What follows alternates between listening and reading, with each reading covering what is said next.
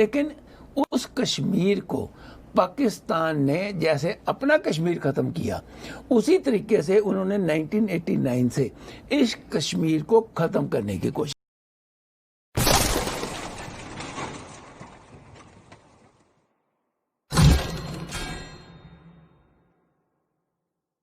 کشمیر میں مجھے یاد پڑتا ہے اسی کشمیر میں اسی ایک سال میں جب سلیمانی کو ایران کے وہ جنرل کو مارا تھا امریکنز نے، تو جو اس کی حمایت کرنے والے شیعہ برادری کے لوگ تھے وہ باہر آئے، انہوں نے پروٹیسٹ کیا اور پیسفل پروٹیسٹ کیا، ہزاروں لوگ آ گئے. تو اس کا مطلب ہے کہ کشمیر کے آرٹیکل پر پروٹیسٹ کرنے کے لیے بھی لوگ باہر نہیں آئے. کشمیری آن بورڈ تھے کہ ہماری جان چھوٹے اس ٹیررزم سے. اور اب یہ ہے کہ چینی لڑ رہے ہیں کہ ٹیررزم کے وائرس سے بھی لڑیں اور کرونا وائرس سے بھی لڑ رہے ہیں. ایک بھی پتھر نہیں پڑا، آپ نے فرمایا ایک بھی پتھر نہیں پڑا. ڈاکٹر شاردا صاحب میں آپ سے بھی یہ پوچھوں گا کہ یہ جو آتنک کا مرض ہے، یہ ڈاکٹر شاردا اس کے سمٹمز دیکھ رہے ہیں یا آپ نے اس کو انالائز کیسے کیا ہے؟ اس کا کیا علاج ہے اور یہ کہاں تک اس میں سچائی ہے؟ 1947 میں جب ہندوستان آزاد ہوا تو کشمیر کے جو راجا تھے انہوں نے کہا جی نہیں میں انڈیپینڈنٹ رہوں گا. جب مجاہدین پاکستان کی طرف سے کشمیر میں آ گئے اور انہوں نے وہ بیسیکلی وہ پاکستان کی فوج ہی تھی، جب وہ وہاں پر آ گئے تو ہندوستان والوں نے سیم مینک شاہ کو کشمیر میں بھیجا. انہوں نے کہا آپ جائیے وہاں پر دیکھیے. انہوں نے جا کے راجا کو کہا دیکھیے اگر آپ چاہتے ہیں کشمیر کو بچانا تو آپ کو یہ سائن کرنا پڑے گا ڈاکیومنٹ کہ آپ ہندوستان میں شامل ہو رہے ہیں، میں تبھی آپ کی ہیلپ کر سکتا ہوں. مجبوری میں انہوں نے اس کو سائن کیا اور اس کے بعد ہم نے دیکھا کہ عبداللہ فیملی نے پچھلے 72-73 سالوں میں 50 سال سے زیادہ راج کیا. اس کے بعد اور جو فیملیز ہیں، مصطفیٰ فیملی دوسری فیملی ہیں، انہوں نے وہاں پر راج کیا. جب انہوں نے وہاں پر راج کیا تو انہوں نے لوگوں کے بارے میں کچھ نہیں کیا. انہوں نے جو کچھ کیا اپنی فیملی کے بارے میں، اپنے دوستوں کی فیملی میں، اور ان کو انرچ کیا.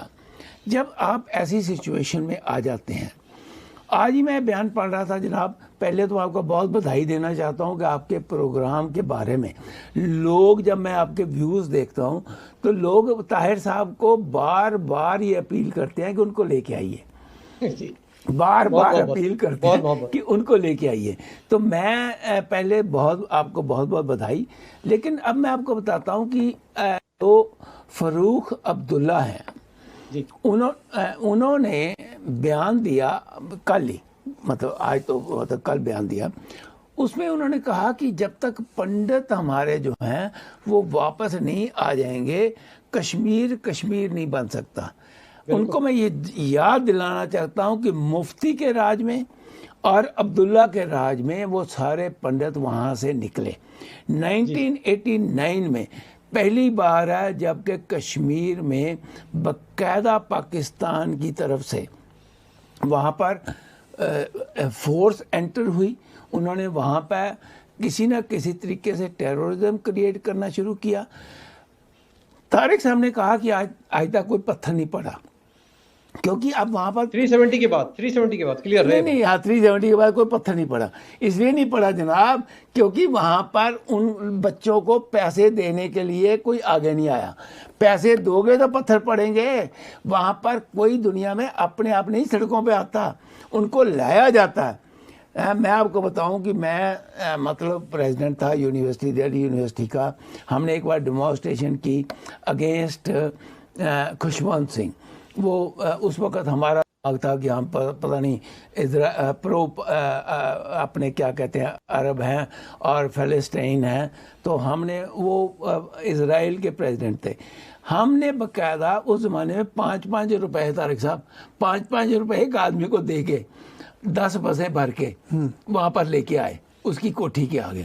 تو یہ جب پیسہ ہی نہیں آ رہا، جب پیسہ ہی کوئی نہیں دے رہا تو پتھر کون مارے گا؟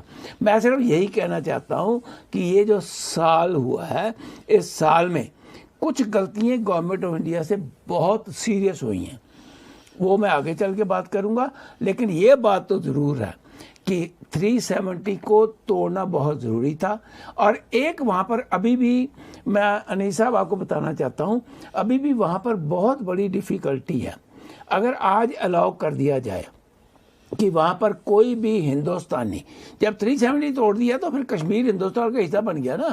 جب ہندوستان کا حصہ بن گیا تو کوئی بھی ہندوستانی وہاں پر جا کے زمین خرید سکتا ہے, وہاں پر جا کے بزنس کر سکتا ہے, اور وہاں پر جا کے بس سکتا ہے. اگر آج یہ کھل جائے, دیکھیے کئی اسٹیٹس ہیں جہاں پر آپ ایگریکلچر لینڈ نہیں خرید سکتے. اس میں ہماچل بھی ہے, اس میں اتراکھنڈ بھی ہے, اس میں راجستھان بھی ہے, اس میں اور نارتھ ایسٹ کی بڑی اسٹیٹیں ہیں. دیٹ از فائن, لیکن otherwise you can go and settle there. That's very important which has not been done by the government of India even after 1 year. ٹھیک ہے, ٹھیک ہے. تو طاہر بھائی, جو ابھی وہ جو ایک تھا کہ 5 اگست کو عمران خان نے کہا تھا کہ خون کی ندیاں بہہ جائیں گی, آپ دیکھیں گے 4-5 دن میں جیسے یہ لاک ڈاؤن ہٹائیں گے, جیسے یہ ہوگا, نہ کوئی اسکول جائے گا, نہ کوئی اپنے اپنے گھروں میں قید رہیں گے, نہ مسجدیں کھلیں گی. ہم نے دیکھا سب کچھ ہوا, اور اس کو پورا سال گزر گیا. تو ایک طرف تو صرف اسٹیٹمنٹس, بیان بازیاں ہوتی رہیں, اور دوسری طرف جو ہے وہ کام ہو کے اپنا کام نپٹا کے انہوں نے 1 سال کی جو ہے نا ہیپی برتھ ڈے بھی کر لی. تو اس میں پھر فیلئر کس کا رہا؟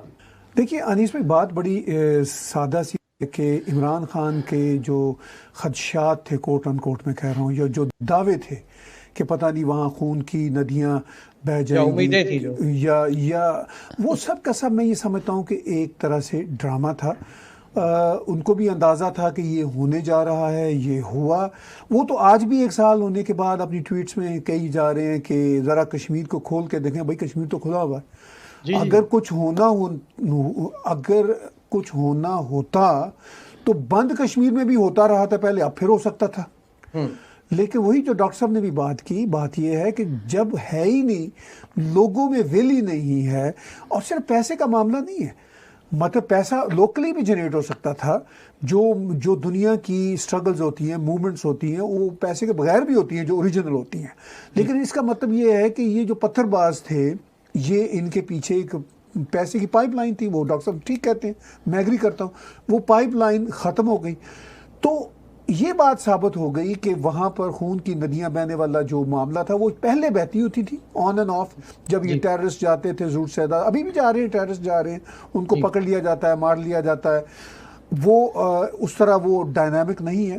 لیکن انیس بھائی, بات میں یہاں پہ ایک اور سوال بھی جو اٹھاؤں گا, جو آپ کے لیے بھی ہے, ڈاکٹر صاحب کے لیے, اور میرے لیے بھی ہے, ہم سب کے لیے ہے, کہ کشمیر کی جو حیثیت بدلی 2 یونین ٹیریٹریز کی صورت میں, اور عمران خان صاحب نے یونائٹڈ نیشن میں بھی آ کر یہ کہا کہ یہ بہت بڑا ظلم ہو گیا, یہ نقشہ بدل گیا.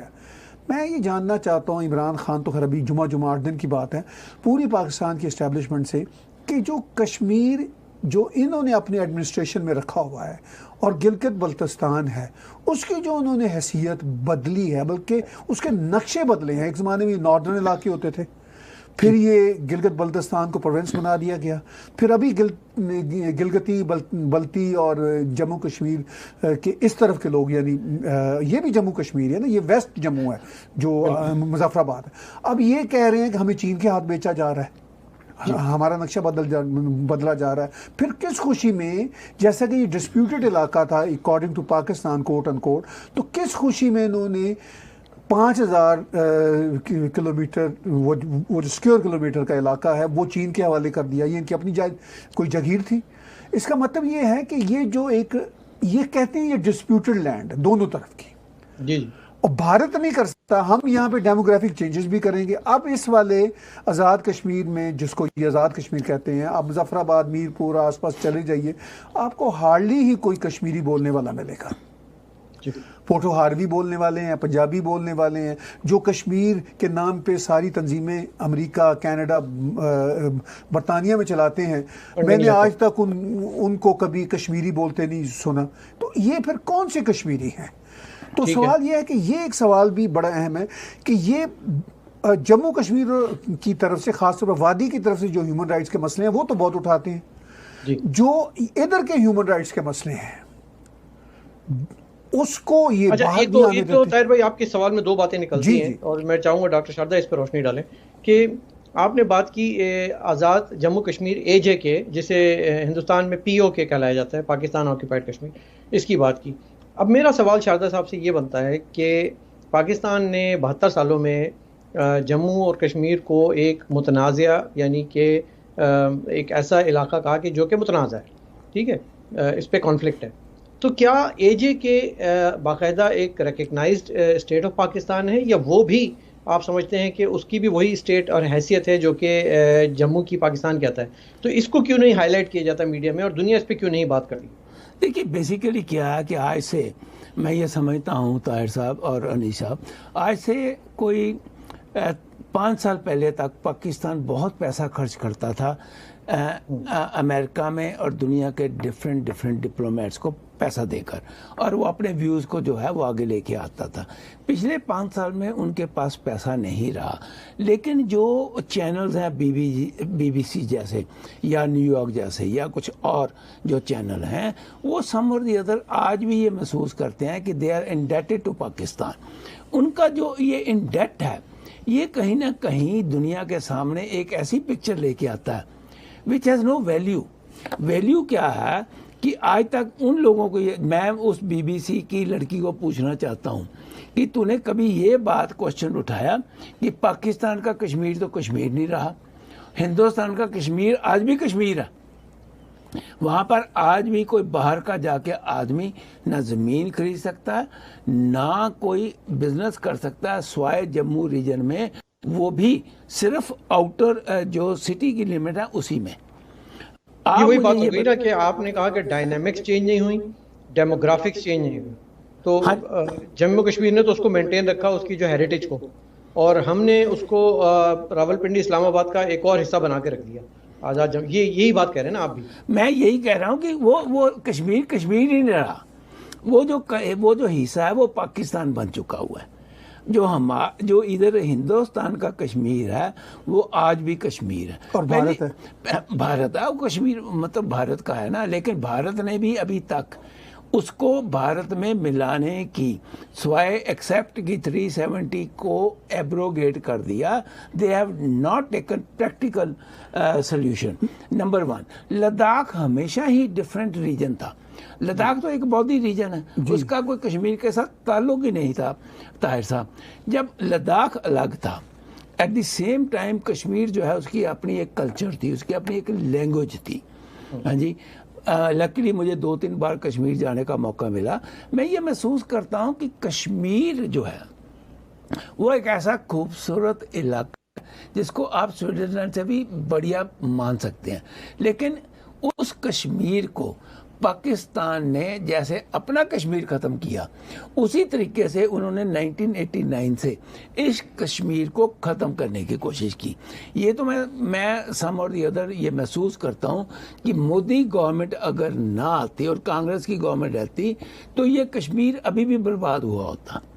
یہ کشمیر نے آج بھی اپنی کلچر رکھی ہوئی ہے، کیونکہ مودی گورنمنٹ نے ان ایلیمنٹس کو جو ٹیرورزم تھا اس کو آگے نہیں آنے دیا. آپ نے بات کی کہ بچے سڑکوں پہ آ جاتے تھے، لوگ سڑکوں پہ آ جاتے تھے، ہر ایک کو 5-5, 10-10, 100 روپے تک بھی ملتا تھا، وہ سڑکوں پہ آتے تھے.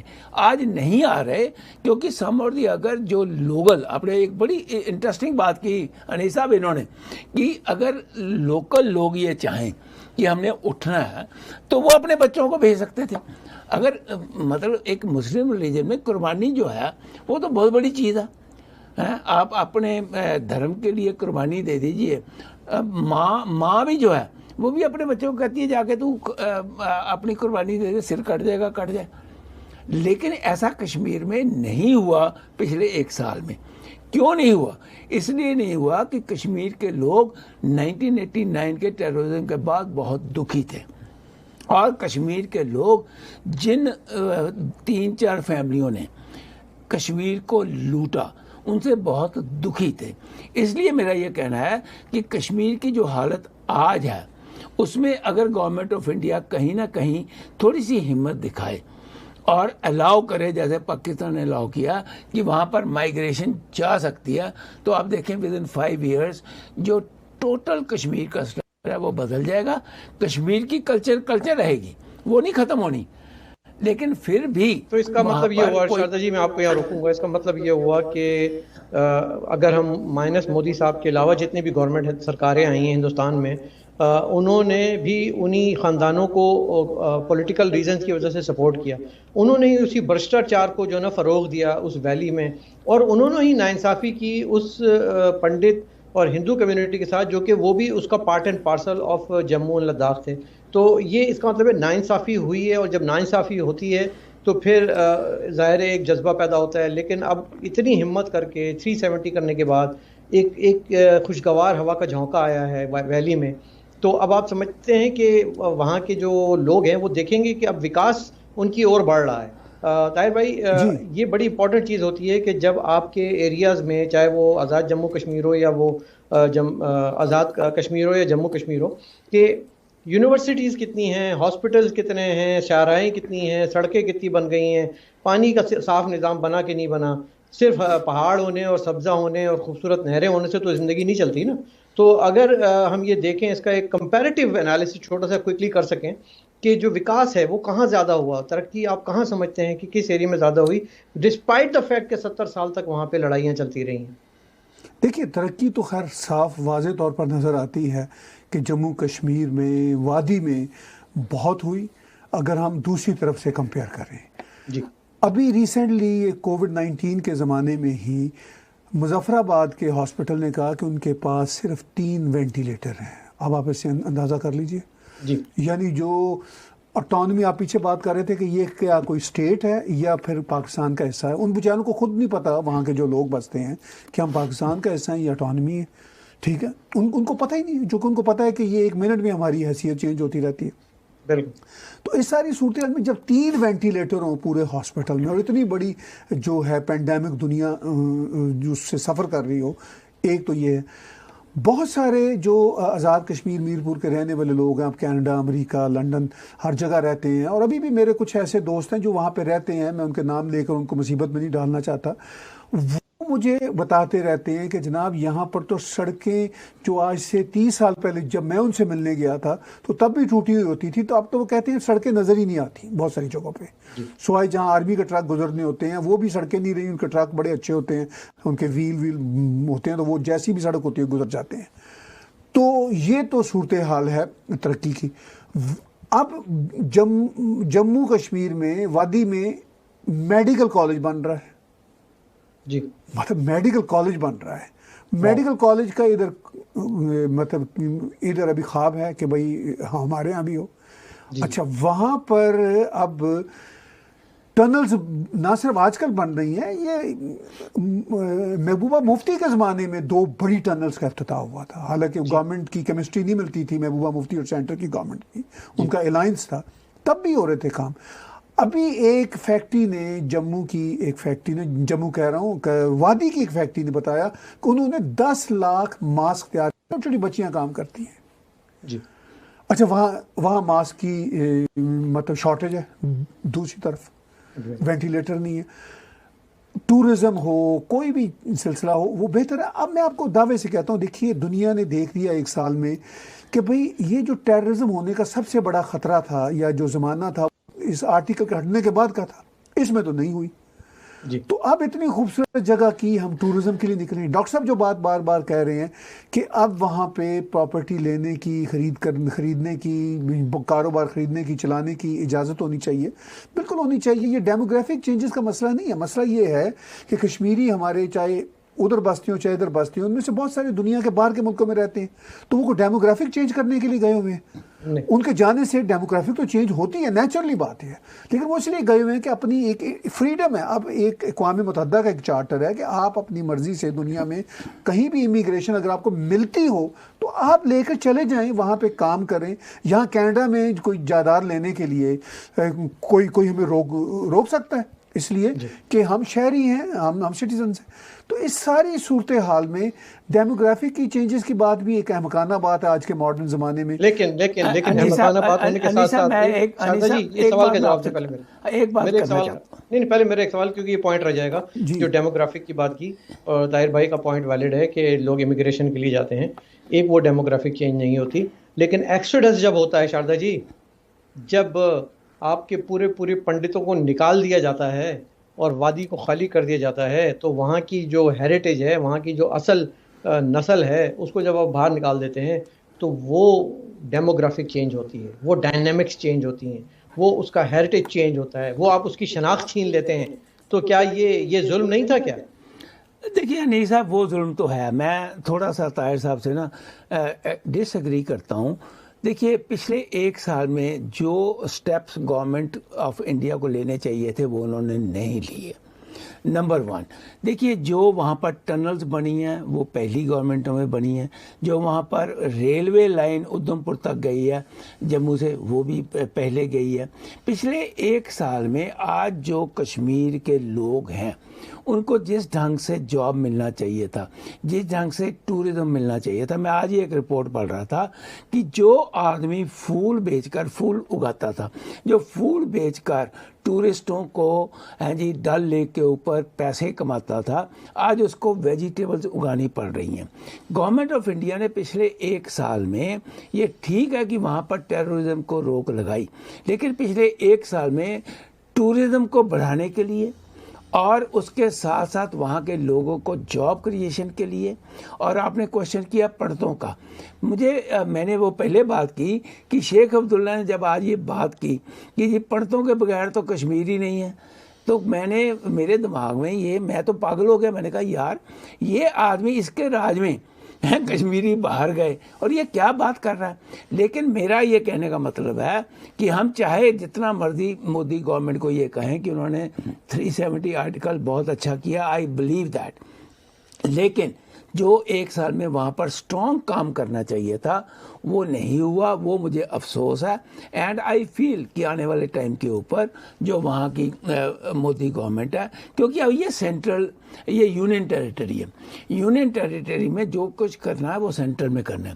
دیکھیے میں آپ گئے نہیں، آپ کبھی جائیں، جموں کا جو ریجن ہے وہ پہلے بھی بہت انڈیپینڈنٹ تھا، پہلے بھی وہاں پر بڑا کام تھا، بڑا بزنس تھا. بات کر رہے ہیں ہم جو کشمیر ویلی ہے جس میں 7-8 ڈسٹرکٹس ہیں، جس میں ادھم پورہ، بارہمولہ اور بڑے بڑے ڈسٹرکٹ ہیں، یہ کشمیر ہے، وہاں پر جو ہونا چاہیے تھا کام وہ نہیں ہو رہا. مجھے بڑا افسوس ہے. آئی جسٹ وش کہ کہیں نہ کہیں گورنمنٹ آف انڈیا اس کی طرف دھیان دے، کیونکہ دیکھیے ٹائم بہت بڑا نازک ہوتا ہے. جب ایک سال نکل گیا تو اگلا سال بڑا بھیانک ہو سکتا ہے. لیکن یہ بھی تو ہوتا ہے نا شاردا جی، میں آپ سے یہاں میں آپ سے اختلاف کروں گا کہ یہ بھی تو ہوتا ہے نا کہ ہر سرکار کو اپنی پرائیورٹیز سیٹ کرنی پڑتی ہیں، اور نمبر 1 پرائیورٹی جو ہوتی ہے وہ جو لوگ ادھر بستے ہیں، جو جنتا رہتی ہے، اس کی سیفٹی، سیکیورٹی اور اس کو ایک پرامن ماحول دینے کی گارنٹی. اور میں سمجھتا ہوں کہ ایک سال میں سرکار اس بات میں تو کامیاب ہوئی ہے کہ لوگوں نے سکھ کا، چین کا سانس لیا ہے وہاں پہ پہلی مرتبہ. بھائی صاحب لوگوں نے کھانا بھی کھانا ہوتا ہے، لوگوں نے کام بھی کرنے ہوتے ہیں. یہ بات آپ یاد رکھیے ہمیشہ. It is not only the peace is there, لیکن at the same time job creation is the most important for each and every individual. لیکن ڈاکٹر صاحب یہ بھی آپ ذہن میں رکھیں کہ یہ جو ایک سال ہے اس میں 2 بڑے چیلنج رہے ہیں. پہلے تو یہ بہت بڑا واقعہ ہوا 370 کا، اچھا اس کے بعد وہ ظاہر ہے اس میں پارشل لاک ڈاؤن بھی ہوا، 144 بھی لگا، سب کچھ ہوا. وہ اس لیے کہ پہلے تو 5-6 مہینے تو اس کو سپل اوور کا جو ایک خطرہ تھا اس کو روکنے میں لگے. اب 5-6 مہینے سے یہ کرونا پوری دنیا کو لپیٹ میں لیے ہوئے اور وہ کشمیر بھی اس میں. سال تو یہ گزر گیا نا، ہمیں اس ریالٹی کو بھی ماننا ہے. کشمیر میں کوئی اتنا بڑا کرونا نہیں. ڈاکٹر صاحب میں کل ہی دیکھ رہا تھا بھارت میں جو کیسز ہیں، بھارت میں نہیں، میری بھارت میں جو کیسز ہیں، کشمیر کی جو اسٹیٹ ہے وہ 6 نمبر پہ ہے. وہ صرف جموں اینڈ کشمیر کا ایریا، ٹھیک ہے نا، کشمیر ویلی نہیں ہے. اچھا مطلب میں اس کی بات کر رہا ہوں. اچھا، اور جو 388 ڈیتھس ہو چکی ہیں جو بھارت کے وہ کیسز میں، خیر صرف یہ بات نہیں، لیکن اس ایک سال میں اس کے باوجود ہاسپٹل ایک بن رہا ہے، میڈیکل کالج بن رہا ہے، یہ ابھی بننا شروع ہوا ہے، اس کی بنیادیں رکھی ہیں. جب یہ بنیادیں رکھی ہیں تو ظاہر ہے اس میں 1-2 سال تو لگنے ہیں نا، یعنی 5 سال لگتے ہیں. ٹھیک ہے نا. وہ میں ان کے انجینئرز کی، میرے پاس ایک رپورٹ آئی ہے، ویڈیو رپورٹ آئی ہے، جس میں انجینئرز نے کہا ہے کہ ہمیں یہ کہا گیا ہے کہ ہم آئندہ 2 سال میں مکمل کریں اور کر کے دیں گے.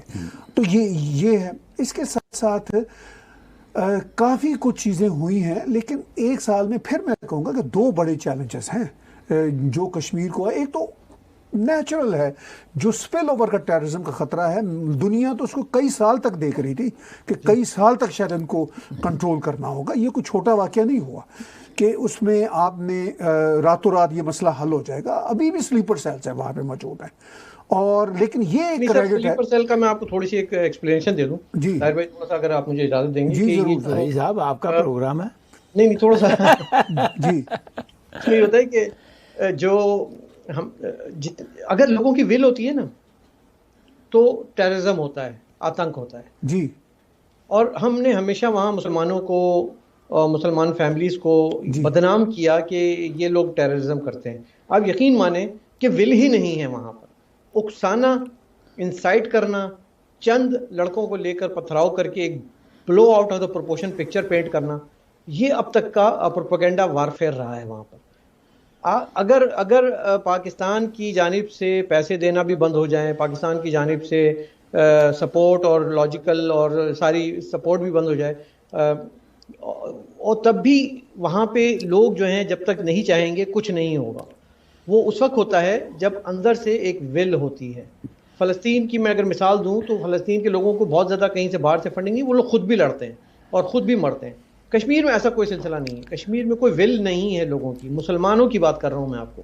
مسلمان وہاں کے پرامن سکون سے رہنا چاہتے ہیں. آپ آج الیکشن کرا لیں وہ کہ بھئی کس کے ساتھ رہنا ہے، وہ بولیں گے بڑے خوش ہیں ہندوستان کے ساتھ.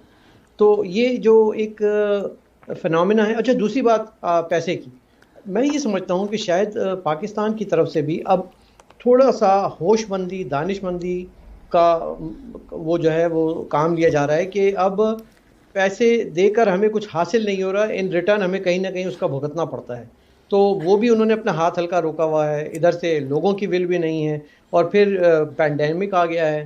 مودی صاحب کے ساتھ بڑے چیلنجز بھی ہیں. تو ویلی اپنا دھیرے دھیرے پروگریس کر رہی ہے. دیکھیں 72 سال سے تو کشمیر بنے گا پاکستان کا نعرہ آپ بھی سن رہے ہیں نا. تو آج اگر 5 اگست کو ایک اور نیا گانا جا جا وادی سے نکل جا ایشو کر دیتی ہے ASPR، تو کیا بگڑتا ہے؟ مزے لیں، انجوائے کریں سر ساگر کو آپ اپنے.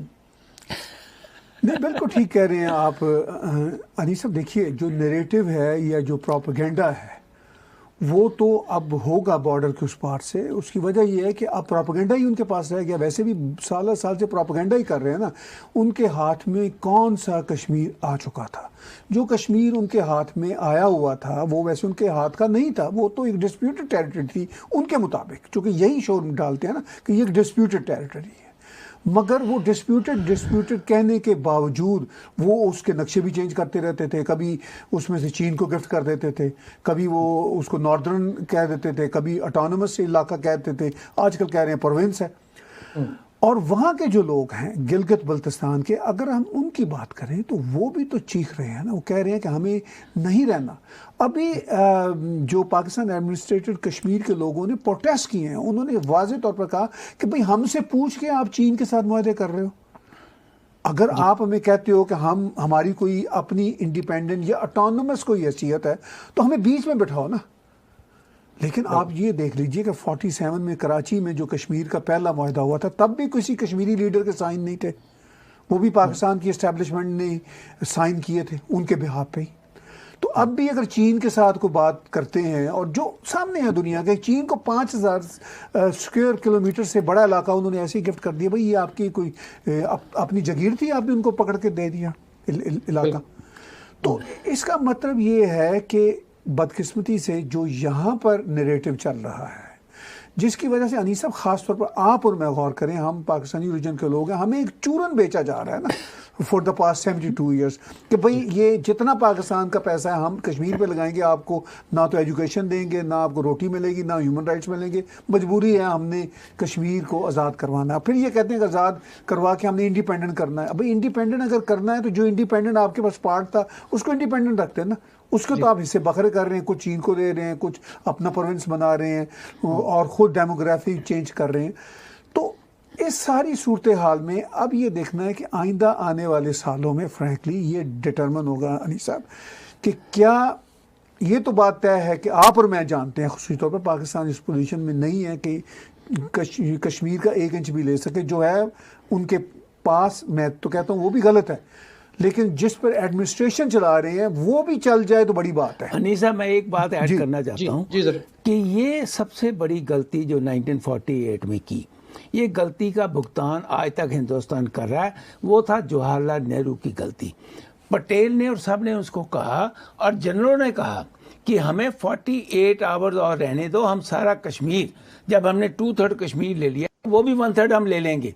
لیکن نہرو کی ایک جو سمپل میں سمجھتا ہوں بیوقوفی کی تھنکنگ تھی، میں ہندوستان کو اگر برباد کسی نے کیا نا، میں بڑا ہی کنوینسڈ ہوں کہ وہ نہرو نے کیا۔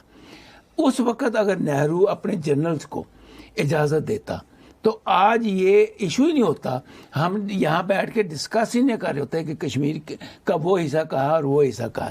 یہ ایک جواہر لال نہرو کی بہت بڑی بلنڈر تھی۔ اس نے ان کو جنرلز کو آرڈر کر دیا کہ نہیں آپ رک جائیے، جہاں وہ رک گئے اس کے بعد یہ پرابلم دیکھیے 48 سے لے کر آج تک اگر آپ دیکھیے تو یہ 52 اینڈ 20 72 ایئرس کی پرابلم گلے میں ڈال لیا ہندوستان نے۔ یہ ہونی نہیں چاہیے تھی۔ تو میں یہ سمجھتا ہوں کہ 370 کے ایبروگیشن سے کہیں نہ کہیں طاہر صاحب یہ بات تو کلیئر ہے کہ کشمیر کے لوگ آج یہ ریئلائز کرتے ہیں کہ کشمیر میں آنے والے ٹائم پہ شانتی رہے گی۔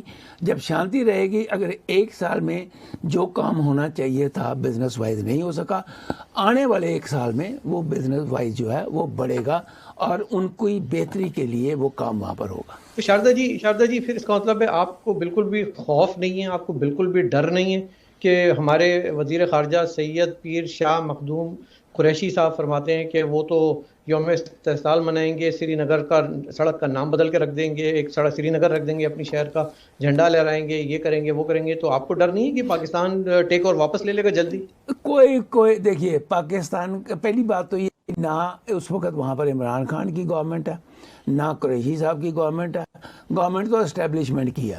ان کا کام ہے وہاں پر صرف بیان بازی کرنا اور اینٹی ہندوستانی ایک بیان دے کر جس پہ یہ اپنے آپ ٹکے ہوئے ہیں، ورنہ نہ عمران وہاں پر رہتا نہ قریشی رہتا۔ اگر یہ اینٹی ہندوستانی اسٹیٹمنٹیں نہ دیں، جس طریقے سے انہوں نے پاکستان کا اکنامک مطلب گھان کیا، جس طریقے سے انہوں نے اکنامکلی پاکستان کو تباہ کیا پچھلے 2 سال میں، اب تک اور کوئی گورنمنٹ ہوتی تو جو اسٹیبلشمنٹ ہے ان کو اتار کے نیچے رکھی ہوتی۔ تو ان کے بیانوں کی کوئی ویلیو نہیں ہے، نہ عمران خان کی تو نہ فارن منسٹر کی۔ اچھا طاہر بھائی، ایک میرے ذہن میں بڑا سوال پیدا ہوتا ہے، میں چاہوں گا آپ اس کا جواب دیں دونوں۔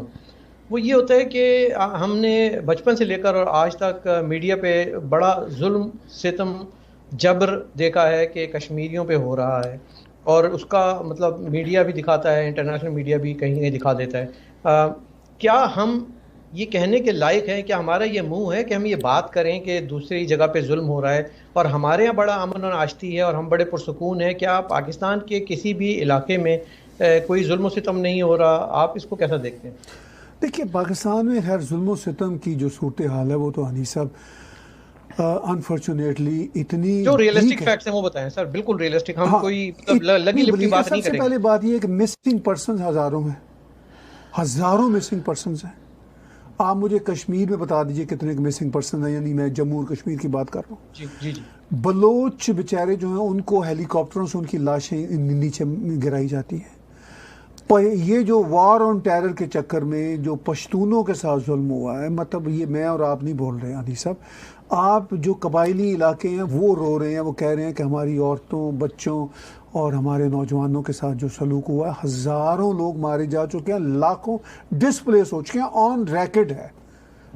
چلیے یہ تو اسٹیبلشمنٹ بھی کبھی کبھی مان لیتی ہے جی ہم امریکہ کی جنگ میں غلطی سے آئے تھے تو یہ سارا میس ہو گیا، مگر سندھ میں جو ہو رہا ہے وہ تو ہم امریکہ کی جنگ نہیں ہے نا۔ Sindhi nationalist for a long time مر رہے ہیں۔ اب آپ پھر مہاجروں کو دیکھ لیجئے، ہزاروں مہاجر لاپتہ ہیں اور ہزاروں بیچارے مارے جا چکے ہیں۔ یہ تو ہیں ایتھنک لائنز پہ جو ہیومن رائٹس کے مسئلے ہیں۔ آپ ریلیجیس ہیومن رائٹس کی بات دیکھ لیجئے۔ ابھی آپ کے سامنے پچھلے ہفتے پشاور کی ایک کورٹ میں ایک شخص جس پہ بلاسفیمی لا کا تھا وہ پیشی میں آیا، تو ایک آدمی نے کورٹ کے اندر اس کو گولیاں مار کے مار دی اور کہا کہ تم احمدی ہو، ٹھیک ہے۔ اور لوگ اس کی پپیاں لے رہے ہیں. تو لوگ اچھا احمدیوں کو اپنی ماسک کو ماسک کہنے کی اجازت نہیں ہے. بھارت میں کوئی کسی جگہ ایسا ہے کہ آپ ماسک کو ماسک نہ کہہ سکیں؟ اسلام آباد میں مندر نہیں بنا رہے. جب پاکستان بنا تھا تو رفلی 22% کے قریب ہندو اور سکھ پاکستان میں ہوتے تھے. آج کوئی 2% سے بھی کم رہ گئے ہیں. اور جو خبریں آتی ہیں ہندو بچیوں کے ساتھ جس طرح کا ظلم ہوتا ہے، ان کی فورس کنورژن ٹو اسلام ہوتی ہے، فورس میرجز ہوتی ہیں.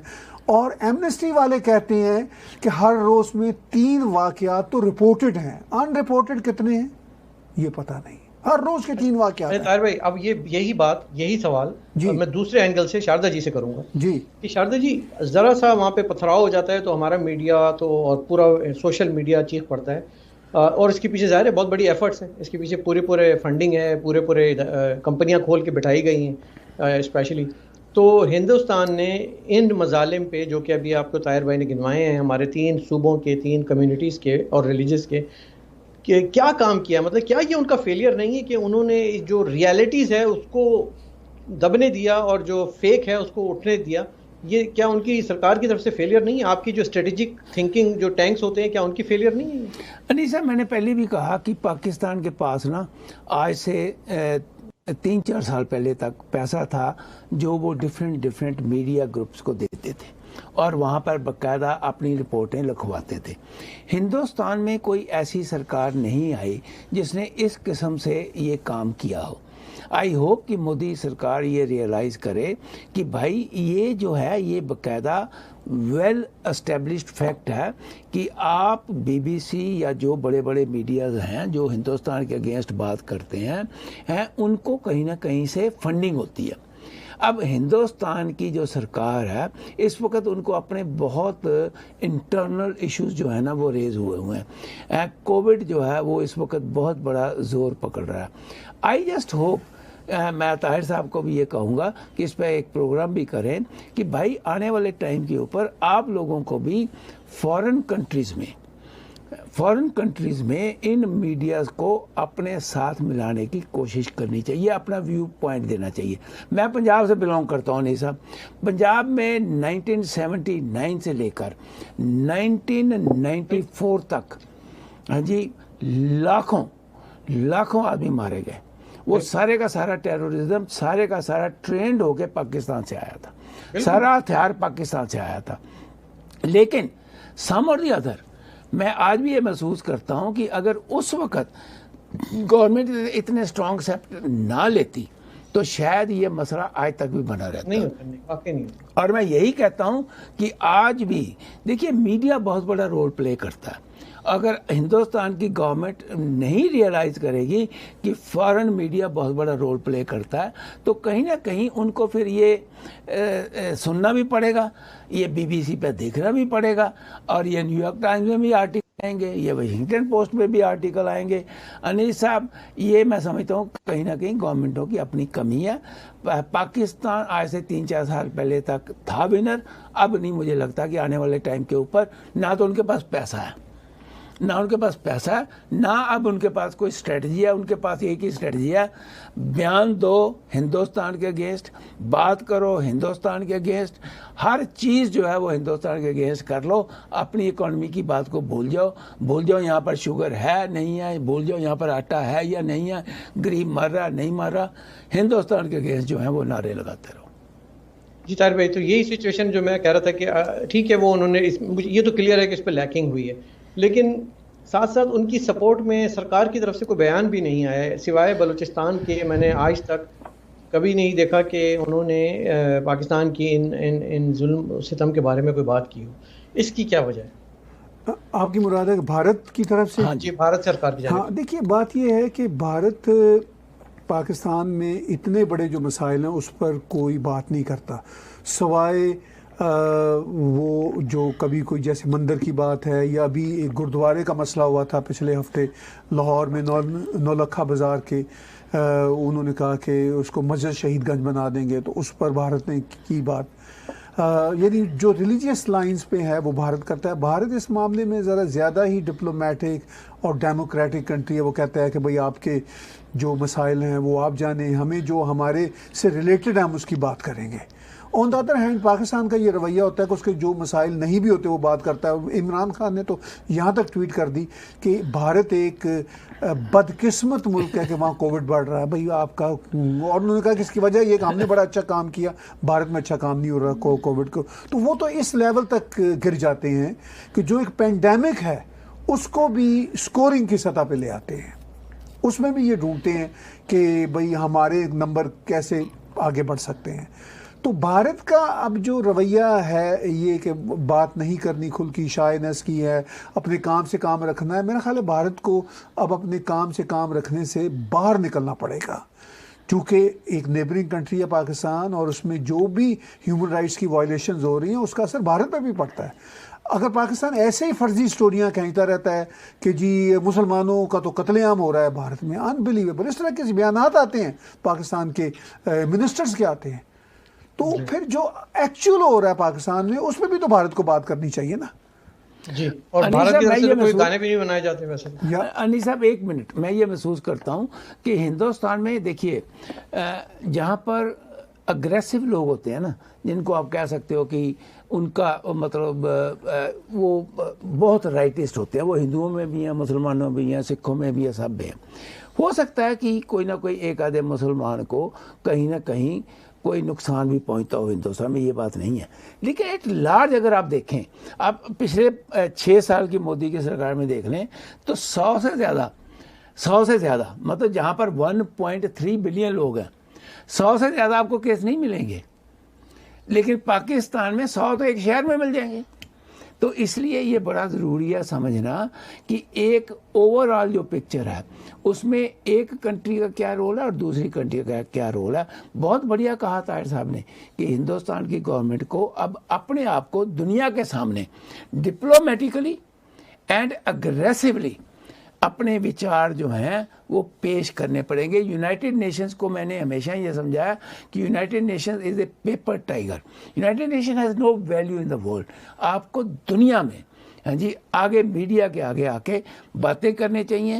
آپ کے باقاعدہ جو ایمبیسیز ہیں, جو آپ کے کونسولیٹس ہیں, وہاں پر ایسے لوگ ہونے چاہیے جو کہ اپنے ویوز لوگوں کے سامنے پیش کر سکیں. Why not, what stops them? That's all I want to say. اچھا, میرا آخری سوال جو ہے وہ مجھ سے کہا گیا تھا کہ یہ پوچھنا ہے, کیونکہ جب میں نے کہا یہ پروگرام ہم 5 اگست پہ ہے تو اس پہ بڑا میرے بہت سارے دوستوں نے کہا کہ what do you see the future and the rehabilitation of the pandits in the valley, اور کب تک کیا یہ ایسا ممکن ہے, کیا یہ خواب پورا ہوگا کہ وہ واپس اپنے گلی محلوں میں واپس آئیں گے, اپنے در و دیوار کو دیکھیں گے, انہی بازاروں میں گھومیں گے, انہی یادوں کو تازہ کریں گے؟ Is it possible? دیکھیے انیسہ, بات بڑی سیدھی سی ہے کہ جو بگاڑ ہوتا ہے سال ہر سال کا, وہ اوور اے نائٹ یا ایک سال میں ٹھیک نہیں ہوتا. اگر ہم یہ ایکسپیکٹ کریں کہ جو 40 سال کا بگاڑ ہے وہ ایک سال میں چٹکی بجاتے ہی ٹھیک ہو جائے, ایسا ممکن نہیں ہوتا. بلکہ عام طور پر بگاڑ ہونے میں تیزی ہوتی ہے, درستگی ہونے میں لمبا سمے لگتا ہے. بالکل.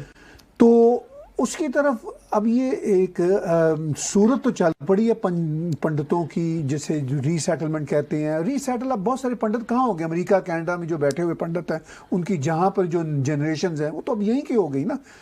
لیکن جو ایون بھارت میں بھی مختلف شہروں میں مختلف اسٹیٹس میں چلے گئے ہیں وہ بھی اب وہیں کے ہو جاتے ہیں.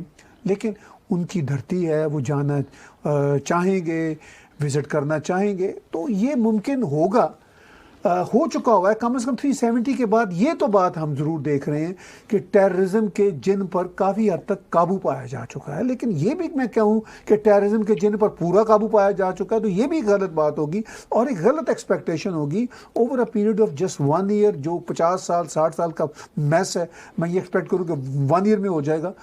لیکن یہ بات میں ضرور ایکسپیکٹ کرتا ہوں کہ بھارت کی جو اس وقت کی سرکار ہے ان کو کووڈ سے نپٹنے کا چیلنج بالکل ہے. اس سے جیسے ہی ذرا کووڈ کا مسئلہ ہوتا ہے تو پھر یہ ضرور ان سے ایکسپیکٹ کرتا ہوں کہ یہ وہاں پر ٹیررزم کے خاتمے کے لیے مزید کوششیں کریں, وہاں پہ پراپرٹی خریدنے کی اجازت ہو, وہاں پر لوگ آ جا سکیں. تو مجھے لگتا ہے کہ یہ سرکار کرے گی, چونکہ اتنا بڑا مینڈیٹ لے کر یہ کشمیر کے نام پر ری الیکٹ بھی ہوئی تھی. اور میں آپ دونوں سے ایک آخری سوال کر لوں اگر اجازت ہو. نہیں, اسی کا میں اسی کا جواب دینا چاہتا ہوں. ایک منٹ, اسی کا جواب دینا چاہتا ہوں. میں سیدھا آپ کو جواب دیتا ہوں. پنڈت نہیں ری سیٹل ہوں گے کشمیر میں. اس کا ریزن سمپل ہے کہ اب جنریشنز ان کی بدل چکی ہوئی ہیں. وہ میں جانتا ہوں, پڑھتوں کو ملا ہوں, دلی میں سیٹلڈ ہے یا جموں میں سیٹلڈ ہے. بہت کم لوگ ہیں جو اور کسی اسٹیٹس میں سیٹلڈ ہیں.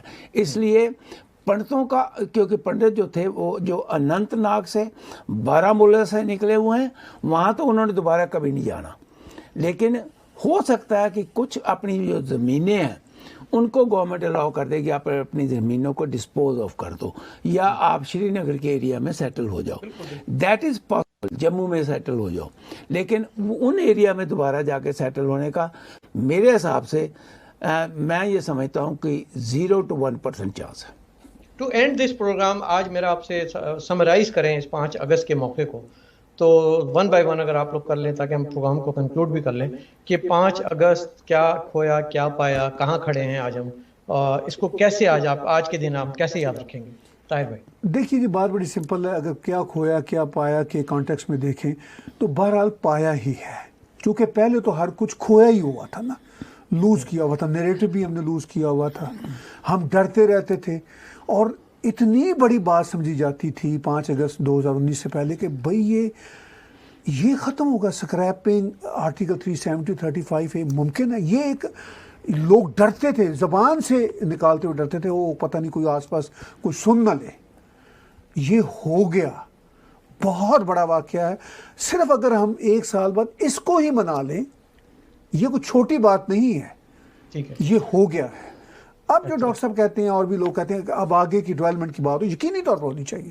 لیکن یہ اگر کیا کھویا کیا پایا کی بات ہو, کھویا تو ہم نے بہت کچھ ہوا تھا, نیریٹو بھی کھویا ہوا تھا, اور ہم اپنے کانسٹیٹیوشن رائٹس بھی نہیں لے سکتے تھے, وہ پا لیے ہیں. یہ ایک بہت بڑا میں یہ سمجھتا ہوں کہ 370 جو ہے یہ بہت بڑی بیوقوفی تھی جواہر لال نہرو کی ایڈمنسٹریشن کی کہ انہوں نے وہاں پر لاگو کیا. یہ لاگو ہونا ہی نہیں چاہیے تھا. جب کشمیر پہ آپ نے اپنے جوانوں کی جانیں دی 48 میں, وہاں پہ کشمیر کو آپ نے اپنا حصہ بنایا, تو what was the need to have 378? It was only کیونکہ کہیں نہ کہیں نہرو کی عبداللہ فیملی کے ساتھ کوئی نہ کوئی ایموشنل سینٹیمنٹل انوالومنٹ تھی, جس کی وجہ سے انہوں نے یہ 370 آئے. شکر ہے کہ 370 جو ہے اتنے سالوں کے بعد پچھلے سال ختم ہوا. That is the biggest achievement of any government in India. Historically, it will be written for years to come. لیکن اب کام کرنے کی ضرورت ہے گورنمنٹ آف انڈیا کو, دنیا کو یہ پروو کرنے کی ضرورت ہے کہ بھائی 370 کو بند کرنے کے بعد ہم نے عام کشمیریوں کی لائف کی ایکسپیکٹیشنز کو اور لائف کو اوپر لے کے گئے ہیں. یہ ضروری ہے بہت, لیکن it was a foolishness on the part of Jawahar Lal Nehru, and that's the saddest chapter in Indian history. بہت بہت شکریہ طاہر بھائی آپ کا بھی, اور ڈاکٹر صاحب آپ کا بھی بہت بہت شکریہ کہ آپ نے آج کے پروگرام میں ہمیں بڑی سیر حاصل گفتگو کی, اور ہو سکتا ہے ہمارے ناظرین کو بھی سننے کو اچھی باتیں ملی ہوں. یہاں ہمارے پروگرام کو ختم ہوا ناظرین, اور آج میں چاہوں گا کہ اس 5 اگست کے موقع پر پاکستان کی عوام سے کچھ بات کر لوں. وہ بڑی مختصر سی اور چھوٹی سی بات ہے کہ ہم نے اور آپ نے ہمیشہ ایک منجن خریدا ہے, ایک چورن خریدا ہے کہ ملک نازک دور سے گزر رہا ہے, ہندوستان حملہ کر دے گا اور کشمیر بنے گا پاکستان. اور آپ یقین جانیے کہ 70-72 سالوں میں اس کو لے کر, اس مدعے کو لے کر بڑا فنڈ جمع کیا گیا ہے, بڑا پیسہ ہمارے بجٹ کا گیا ہے. ہم نے پڑھنا لکھنا چھوڑ دیا, ہم نے کھانا پینا چھوڑ دیا, ہم اندھیروں میں جیتے رہے, لوڈ شیڈنگ میں جیتے رہے, اور ہمارے پاس صحت کی, صاف پانی کی سہولیات میسر نہ آئیں. ہمیں ہر چیز سے محروم رکھا گیا کہ ہم ایٹم بم بنا لیں, ہندوستان حملہ کر دے گا, کشمیر بنے گا پاکستان. لیکن آپ کو میں ایک بات آج بڑی اچھی بتاؤں گا, اور وہ آپ کو ریلیٹ بھی کرے گی کہ ہم نے ہتھیاروں کے نام پہ جو فنڈز جمع کیے ہم نے اس سے ہتھیار نہیں بنائے، اس سے ہم نے گانے بنائے، اس سے ہم نے سر، ساز اور سنگیت بنائے، طبلے، جنگ بجانے والے طبلے بجاتے رہے اور آپ لوگوں کو بیوقوف بناتے رہے۔ تو اس طرح سے نہ کشمیر بنے گا پاکستان اور نہ پاکستان بنے گا نیا پاکستان۔ یہ سوال روزہ اپنے آپ سے کیجئے، میں آپ سے کر رہا ہوں، اور پھر اس کا جواب تلاش کیجئے۔ کہیں نہ کوئی بنیادی غلطی ہوئی ہے، اس غلطی کو سدھارنے کا وقت ہے۔ یہ 5 اگست جیت یا ہار کا دن نہیں ہے، یہ سوال کا دن ہے کہ ہمارے ساتھ یہ کیا ہاتھ ہو گیا ہے، اور ہم اب صرف گانے ہی گاتے رہیں گے۔ کشمیر تو ترقی کی جانب آگے سے آگے جا رہا ہے۔ پروگرام کا وقت بھی ختم ہو رہا ہے۔ انیس فاروقی کو اجازت دیجیے۔